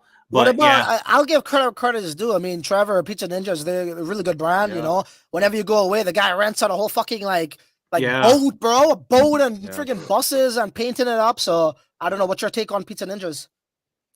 I think they do a good job. So I always compare Pizza Ninjas and Quantum Cats together because I feel like Trevor and his team do a really good job in curating their community. Because, like you said, when at Token 2049, he had a masquerade party. I went to it. All the ninjas were there. They were just really like they feel like they're a part of something. Yeah. And I think that's probably what makes people hold a lot of their ninjas, right? And then same thing with Quantum Cats. They didn't have an event in Singapore, but I don't think Udi or Eric Wall went. But they do a lot of the same strategy, and I think when you do that, when you like throw events, they're kind of following this Bored Ape type of Yuga Labs, right? True. But it works whenever the season is in, right? Yeah. Once the season's out, you're kind of just burning through cash. But exactly, it is what it is. So those are, in my opinion, those two picks are great for the bull run. Probably offload once. Just do some online parties when the bear market. There we go. I feel you, but no, he's doing a good job in brand appeal and getting it out there. Yeah, sure. 100%. Okay, so I'll take note of those ordinals. Yeah, I think Omen is a new one that everybody has tried this anime type project, kind of like what's the Ethereum one that was really popular? Azuki. Azuki is one. Yeah. So everyone has tried like an anime, like a version of Azuki on Bitcoin. In my opinion, there hasn't been one that's nailed it. And I think Omen has gotten they've done the best. And I think they probably, because they have more of a unique look. But we'll see if that maybe the anime culture just isn't popular here. But we'll see, because so far people are liking it. I definitely like this one better than any of the other anime collections over here. It's by a lot too. So I think it will succeed, but we'll see. Okay, cool. So that's about 6 of them. Yep. How much is that going to cost me? That's about what, a Bitcoin or something? Probably around if you were to get like all the top ones that we named too, you'd probably be a little bit over. You guys know I'm a realist, right? So I'll be honest, like with the NFT bull run thing, I completely missed out on that. I was making money with tokens though, don't get me wrong. I didn't miss the opportunity. But obviously that was a big run. And I pretty much bought the top with Metaverse Land. Guys, it's embarrassing, but again, it's the true story. So why not tell it and learn from it? 100%. Yeah. Bro, listen, I don't think it's embarrassing. I'm not embarrassed, but like people might say like that. Sorry, I should have said like that. But I'll just repeat that. And I actually do believe in that whole metaverse, narrative. I think like my kids are doing that right now. And somebody said, well, I think if the metaverse was a thing, we'll be all in it today. Were you no, seriously, but were you into, I don't know, when you were young, when the internet now came out, you weren't really into it as yet until later on, maybe, right? So I feel right now, just because us adults aren't in it, it doesn't mean the younger generation aren't, and they're going to grow up with it, So, but my point is, I bought a 6x6 land. You could go right now on Sandbox map. You want to see my old logo? It's there, 6x6. Bro, I paid $500,000 USDT for it. I swear on my daughter's life. Okay. And it was actually $750. And I cut him down by $250K. What a deal, guys? Today it's probably worth like, I don't know, fucking 1,000 or something. Don't say it. No, you know what I mean? But one thing, I think you made a good point in terms of like adoption. I think a really good example of that would be like online dating. If you remember online dating, like in the late 90s, not many people would do it, but like today, you're not gonna be like, oh, you're weird, dude. You do online dating. Exactly. They're like, oh, I'm on Tinder all the time, or like on whatever, right? And so I think that's a good example of like maybe the metaverse in like 10. It's like the online dating was trying to get the guys on the phone sex to come over, the customers from that to come over to online dating. You know what I mean? I was stuck on my phone. What are you talking about? Yeah, you know I mean? Like, I feel you. Yeah, I got a question for you about NFTs. So we're getting into Cat 721 soon.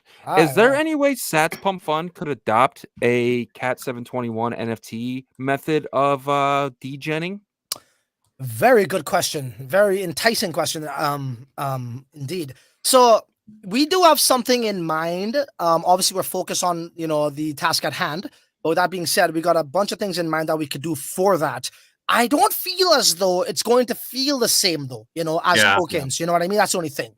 It might bring some intrigue at the beginning. I'm not too sure if that could incorporate within our system, but that type of NFT, I think, is going to be like, I don't want to say 2.0, but it brings some unique attributes and capabilities that others can't, which I am still unaware of what that exactly means, in the practical world when it rolls out. But, based off of the documentation and what it says, it's very exciting. And I'm surprised that has not come out as yet.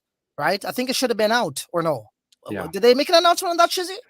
It was supposed to be last week, but Last the week, team right? was in Amsterdam, so I think that it's going to be pushed off. We're actually interviewing Huawei on Friday. Oh, at 6 p.m. nice. So we'll have Dude. that out on Saturday, and Class that's one of the act. questions that we'll ask them. Congrats on that. Yeah. Oh, can I just? Oh man, I want to say something here. So tomorrow at 1 p.m. Oh, she's not lying. It wouldn't be here tomorrow, but I will be on Block Runner Show tomorrow. I don't know. Oh, nice. They don't. Yagobi's like, oh, nice. That's not joking. No, I just wanted to put that out there if you don't mind.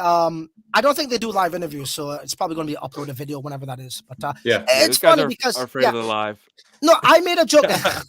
I made a joke, and I said to him, actually, he retweeted one of my videos, Iman, saying something like, I said something about Cat 20 is the meta or Opcat's the meta. He's like, no, Tap is. And then he said it in a friendly way, I guess. And then I put the emoji, the fencing sword guy. Yeah. I said, on guard. Like, oh, like, you know what I mean? And he starts to laugh. And then I don't know how I got to this comment, but I said, oh, I would have expected an invite on your show. There, I had enough courage. I gathered enough courage to ask, just sarcastically. And he's like, hey, yeah, come on, come on down. So here we go. So yeah, tomorrow we're airing it. I'm excited for that. I think it's actually a really good difference in people. They're very Tap, and you're very token kind of. I told them to sign off me into Tap, and they said we'll give you all the deeds. All the deeds. You're gonna leave with a DMT project. I know, right? I'm gonna start flooding Fractal and talking about Tap. I'm joking. tap pump fun. No. Yeah. There you go. Oh, good guys. All right, Francis, man, I appreciate your time, man. Thank you so much for joining us today. It means so much for us for when you come on. I mean, look, we have 525 people. We probably would have 300 if you didn't show up. So we appreciate you, my friend. All good, guys. Thank you for the invite. Especially when you don't know what Francis is going to show up. You guys always have the door open for me. So appreciate that. Oh, I appreciate you, Ernesto. Thank you, buddy. Appreciate that. I owe you $20 in MX. You can give me 10. Give me half. All good. All right, boys. Yagobi, have a good one, right? You too. Talk soon. Guys. All right, take care. All right, bye. All right. I guess it's that time to do our giveaway. Yes.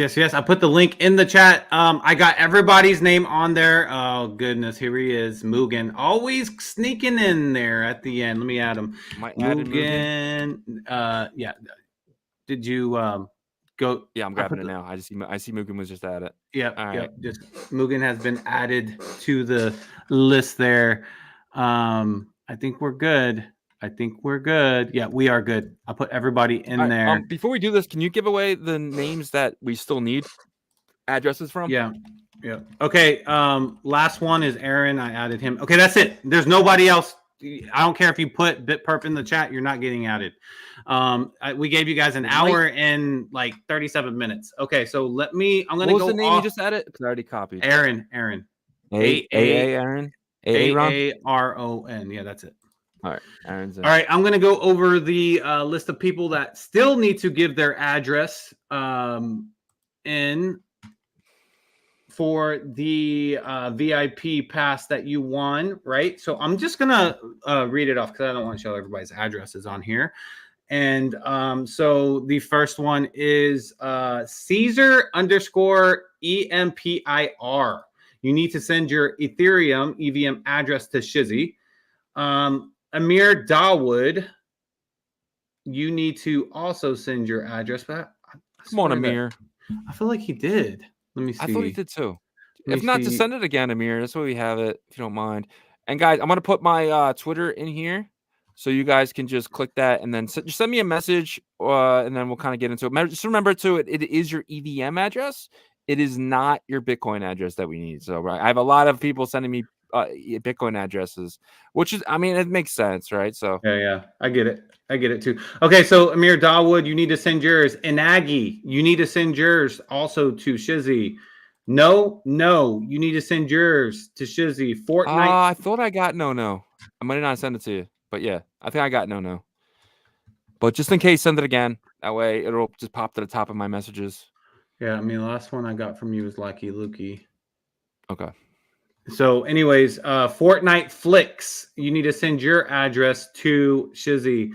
Kilk _bang, you need to send your EVM address to Shizzy. Mats with 2 T's, you need to send your Address to Shizzy, bitmap gallery. You need to send your EVM address to Shizzy, and that is it. Those are the ones that we're missing so far, and we are going to run this giveaway. All right, guys, I just put in Shizzy, and I'm going to put Ordinal Revolution too. Because sometimes with Shizzy, I don't know why.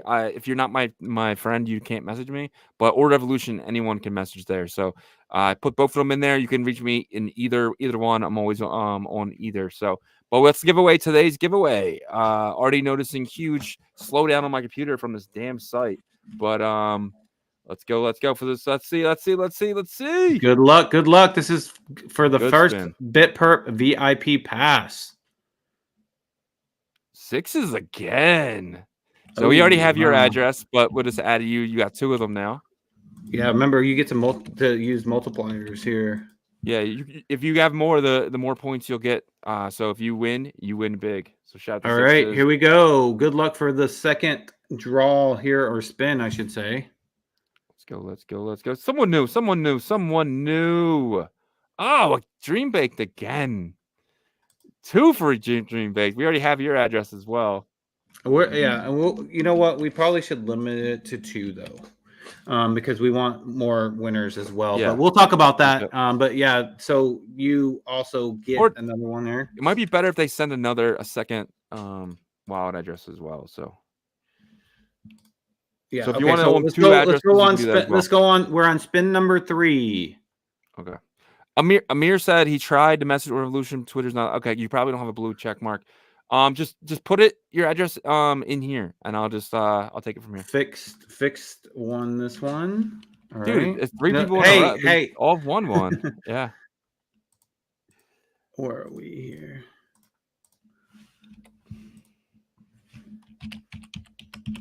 All right. So this is spin number 4. Yep. Come on, someone new. And Matt's won already. Everyone is getting 2 right now. There's can you grab that address from Kilk underscore? Yeah, I can grab that. Yep. Click underscore bang there. Click underscore bang. All right. So this is spin number 5. Dreambake said give his second pass to someone else. Okay, so we'll do an extra spin. Yeah. Ant-Man got it. Ant-Man? Yep. Nice. All right, Ant-Man. All right, Ant-Man, send your address. Do one more spin for Dreambake's spot here. Thanks, Dreambake. We appreciate it. Yeah. And then, ooh, Patty Pooh, the Bitcoin machine himself. Congratulations. Yep. All right.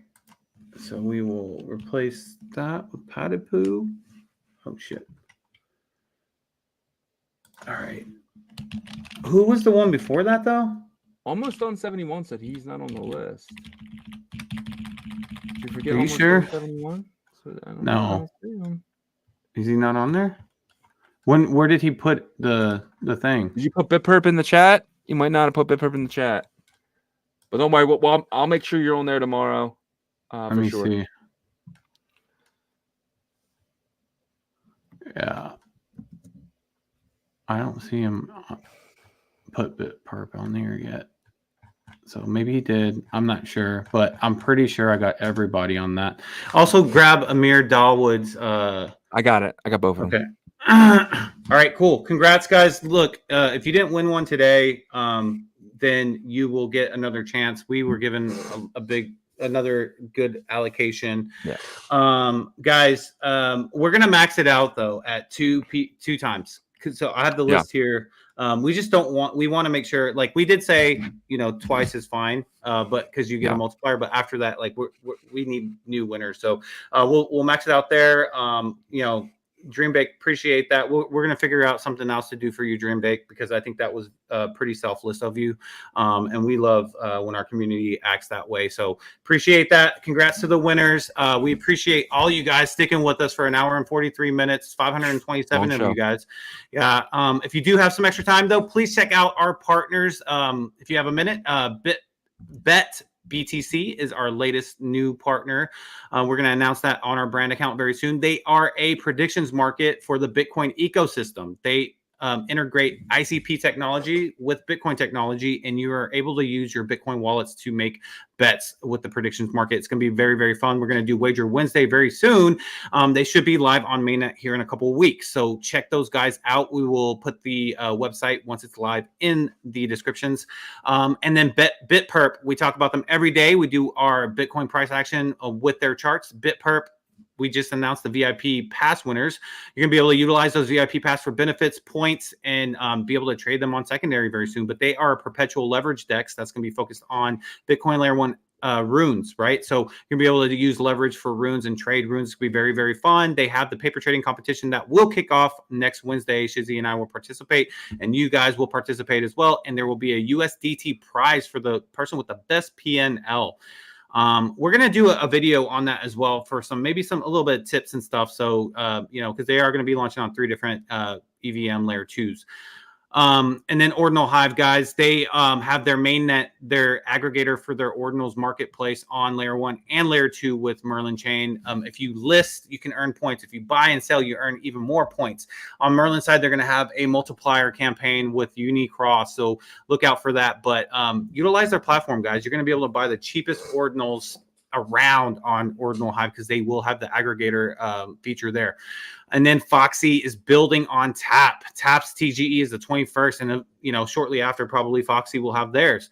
But they're building the Bitverse and Clan Wars first-person shooter game. You can use your Bitminer and earn like Shizzy's doing right now in the Bitverse. You can, if you have Cosmic, you can actually earn USDT on Solana. So it's really exciting. On the Clan Wars side, they're going to be probably partnering with platforms like BTC to where you can bet against another clan who's going to win, right? So that's going to be really fun. There's going to have a BRC 420s as digital assets in the game. You can use as weapons and stuff. We partnered with them, and if you are an Ordinal Revolution pass holder, you will benefit from that. We'll give you guys more details very soon. Fluid Tokens has the platform live for layer 1 staking. If you are a Ordinals founder or a Runes founder, you want your community to benefit, to be able to stake your asset to earn another asset or BTC, reach out to Raul, the CTO of Fluid Tokens, or you can reach out to us. We'll get you connected as well. They have a swap for Runes tokens. They'll actually split up the runes for you. They act as an aggregator, so you're going to get the cheapest runes, and it's seamless as well. So check Fluid Tokens out. And lastly, but not least, Merlin Chain. They're the #1 scaling solution for Bitcoin native L1 assets and protocols. If you are a builder on Bitcoin layer 1, you want to scale. Merlin Chain has amazing grant programs for the builders over there. As long as you're a serious builder, they definitely will take care of you, and they have great dev support over there as well. And if you're a user, it's a seamless way to trade, runes, BRC20s, other Bitcoin layer 1 assets, bitmaps, and stuff like that. So check out Merlin Chain today. Thank you guys for checking out our partners. Yeah, guys, and if you wouldn't mind, going to check out ordinalrevolution.com. We have some of the best articles all the way dating all the way back to last year. If you know someone just entering the space, send them our website. We really feel like you can really help them out. And if you're going to Bitcoin 2025, we will both be there. We're going to probably have some type of event going for Ordinal Revolution and everything else. So check out that. Don't get your tickets next year. Get them this year. That'll be the cheapest today than they are next week. I promise you that. They go up like every Friday or every other Friday or something like that. So definitely, if you're going, definitely get the industry pass too, because you can't go the first day. If you get the festival pass, you cannot go the first day. Just remember that. We knew someone who found that out the hard way. And also, if you're looking for a VPN, we have a NordVPN 70% off. Dude, guys, right now I'm in Switzerland. Well, it says I'm in Switzerland. So, but I don't want no one knowing my home address because of privacy. In the United States, we're allowed to have privacy here, and which allows VPNs to be very legal. So don't worry about any type of that. We do have a Satoshi converter and much other stuff, but our store, we have hoodies, jackets, shirts, school bags. Check out everything at ordinalrevolution.com and hit the store tab. You guys can get some of the gear. And if you guys want us to add some gear, just let us know and we can add that for you. And that's ordinalrevolution.com. And guys, we are live Monday to Friday, 11 a.m. Eastern, 10 a.m. Central, 8 a.m. Pacific, and 3 p.m. UTC. Check us out all week, guys. Really appreciate every single one of you guys every single day. And until tomorrow, peace.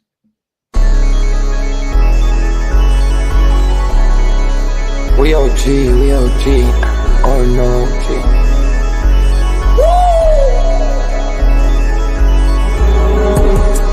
You're not bullish enough, yeah. Oh no, you're not bullish enough. You ain't got the or no. I get stoned by the bolo. Bitcoin set to overload. Yeah, experts on reload. Yeah. You're not bullish enough. Yeah. Oh no, you're not bullish enough.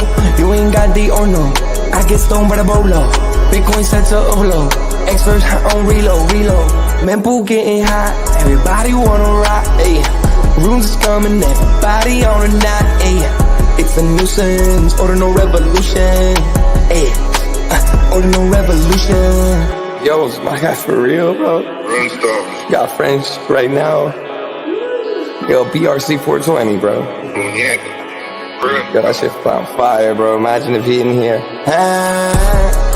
Yeah, lock it in the seal. Murder. I got balls of steel. Nookies on the field. Yeah, this shit for real. With no calls, I get so far. Got 100 phone calls that I go hard, and they gon' love me. Smoke weed, huddle back. I get shiesty. Where my Bitcoin looking lovely. All this Satoshi's nothing above me.